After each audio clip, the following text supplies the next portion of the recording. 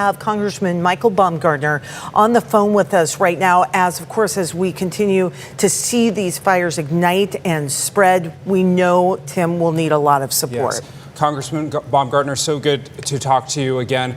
I want to talk to you about what the focus is right now. Who are you coordinating with as this region continues to deal with these massive fires?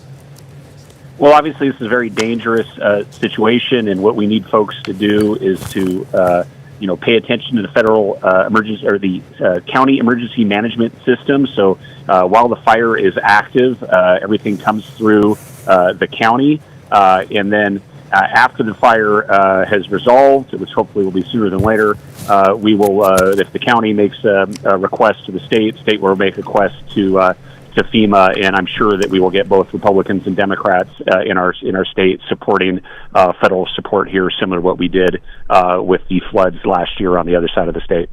Absolutely. You know, fighting the fire is so expensive, and then, of course, the devastation that people face in the aftermath, all that very expensive. How do you expedite that so that people have some hope as they're now watching what might be their homes or their businesses in danger? How do you go about doing that and expediting the help? Well, people can go to our website at repbaumgartner.com and see the type of federal assistance that we provide, and we've done this for other emergencies.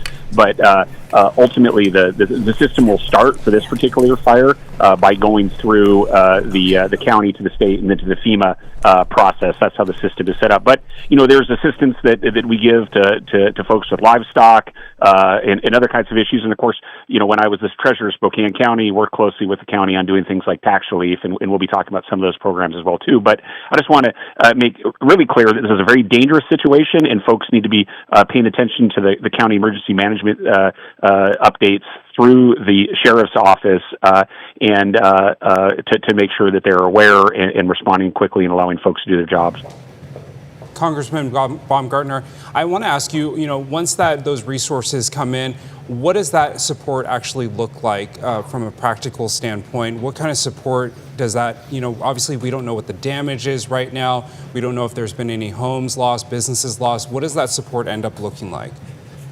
Well, again, it can look at in terms of if people need some support with housing or other assistance. If livestock has been lost or there are issues with housing and livestock, there's sort of a range of issues that the federal government provides based on the Federal Emergency Management Assistance Program. But again, that will all be down the road, and we'll be coordinating with county and local officials to provide that assistance.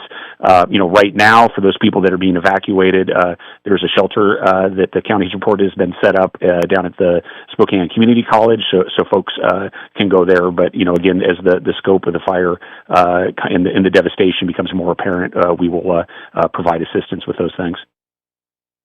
And again, folks can go to our website at repbaumgartner.com to see the federal government's role in this. Of course, there will be state and local resources as well. So much for your time. We sure do appreciate it. We'll be checking back in with you in the days and weeks ahead.